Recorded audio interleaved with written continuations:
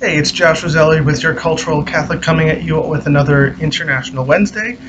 Sorry that this video will be posted later than normal, but uh, let's jump into the news. All right, so ABC News reported on July 18th that at least 547 members of a prestigious Catholic boys' choir in Germany were physically or sexually abused between 1945 and 1992, according to a report released Tuesday.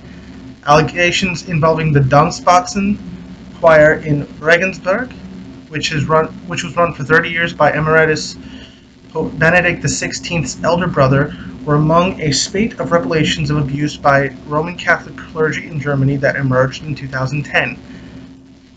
In 2015, lawyer Ulrich Weber was tasked with producing a report on what happened. So, a little bit of background on this. This is the um, school choir that in 2010 was revealed to have had a lot of issues with physical abuse.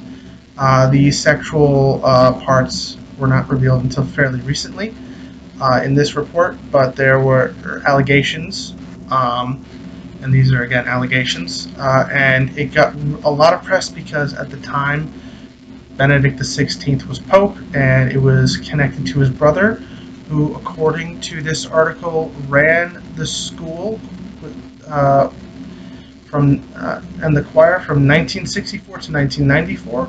Now, some of the allegations were about physical abuse that were associated with discipline that was common in Germany at the time. However, the report adds that at the choir's preschool, violence, fear, and helplessness dominated, and violence was an everyday method.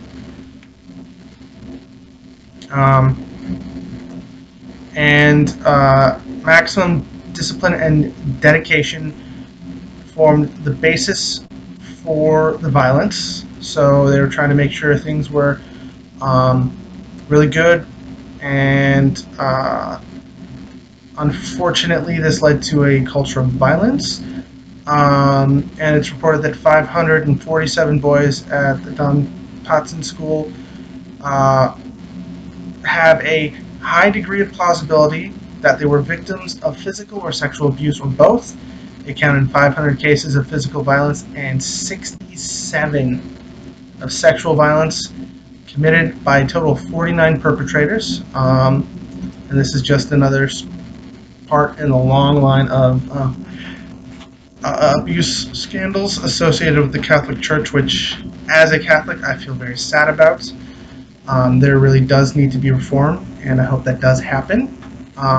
But this is just another thing. I'll also post an NPR timeline on the abuse scandal, and it goes a lot farther back than you'd think. All right, in some slightly lighter news, Saudi Arabia, according to Reuters on July 11th, plan to introduce physical education for schoolgirls.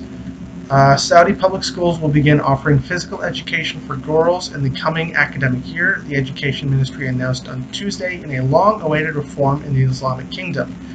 Now, a bit of background on this. Authorities have increasingly framed the issue of women's sports in health terms to overcome conservative objections. Saudi Arabia has high rates of obesity, and according to the kingdom's Vision 2030 reform plan, introduced this last year, only 13% of the Saudi population exercises at least once a week. The plan aims to boost the number to 40%. Now, this is awesome. They're trying to get healthy. They're trying to deal with some health issues. However, Saudi Arabia is a very conservative uh, religious kingdom. It's a theocracy, and the theology behind their Islamic views are very similar to Daesh. Um, I don't really like being told that, but it's true.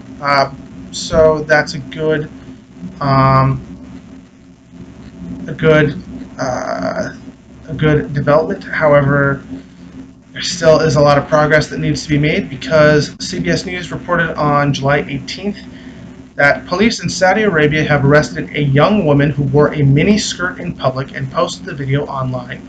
sparking backlash from people who say she flagrantly violated the kingdom's conservative Islamic dress code. Now, in Saudi Arabia, if you're a woman, you need to wear a head covering to cover your hair and face, and an abaya, which is basically a giant bag thing to kind of disguise what you physically look like. Personally, I think that's a bunch of bullcrap, and it comes from a misinterpretation of the Quran.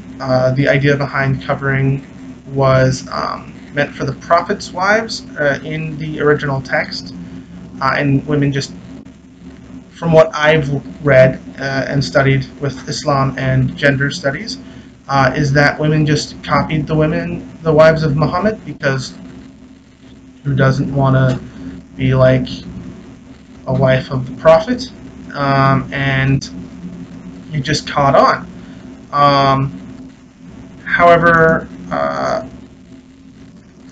the Islamic kingdom obviously is very conservative, follows very conservative understanding of the Quran, and so this leads to the issues, and hopefully this can get addressed because there are reformers coming up. The Crown Prince is hoping to change a lot of things, such as allowing women to drive, which they're not allowed to do. They're also not allowed to get a passport or leave the country without a male relative's okay. So hopefully there will be some reforms and improvements, but that will not be for a while, probably. And finally, the Washington Post reported on July 18th that after his much publicized 2.25-hour meeting earlier this month with Russian President Vladimir Putin at the G20 summit in Germany, President Trump chatted informally with the Russian leader for up to an additional hour later that same day. Now, a little bit of background. Earlier in the month, there was the G20 summit, which is a gathering of world leaders from the 20 most powerful or economically powerful countries. Happens every so often.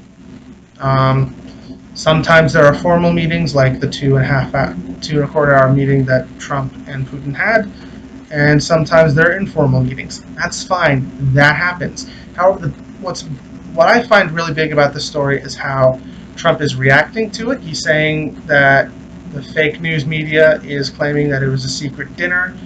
That's not in the story. The way I'm looking at it is Trump is trying to continue to muddy the waters with what is an actual news source and what isn't, and is trying to kind of control his supporters in a way. However, I am a little concerned with how close he is with Putin, since there is an investigation going on into possible Russian meddling. I'm not sure. I am open to the possibility that it might not be real. I'm also open to the possibility it may be real. I'm a little more open to it may be real than it's not, but we'll see once the investigation is done.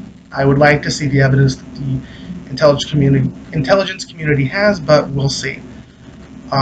So those are the stories that I talked about today. A little bit of upper, a little bit of downer, a little bit of confusion, but that's how the world is. This is Josh Lozella, your cultural Catholic, signing off.